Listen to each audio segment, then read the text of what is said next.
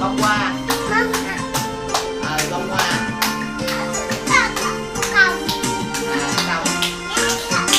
yêu muôn loài, yêu muôn hoa, yêu thương khắp thế thân người thù, yêu biết bằng yêu sống xanh, yêu nước miếng cá tôm đùa. Hãy nhanh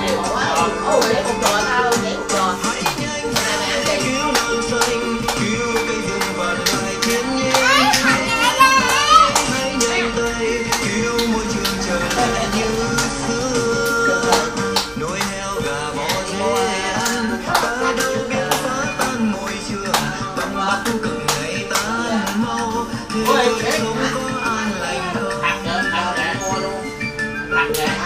Anh chỉ cần để nuôi thân, ta không giết chúng sanh muôn loài. Anh không cần xa hoa đâu, anh đơn giản sẽ được bền lâu. Phải ăn chay cho môi trường ngày càng trong xanh.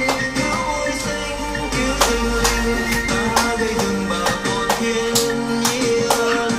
Không ăn mặn để nuôi thân, ăn rau củ sống vui tháng ngày. Tâm phải chờ tham sân si, luôn sống với trái tim từ bi.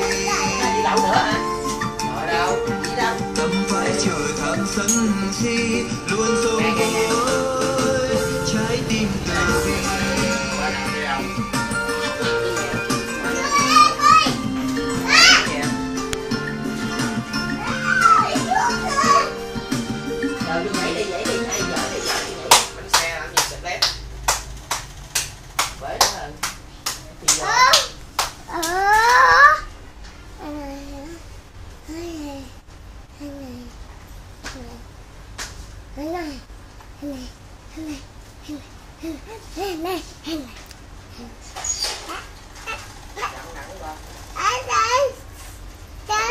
Mấy thằng lẻ nè bơm.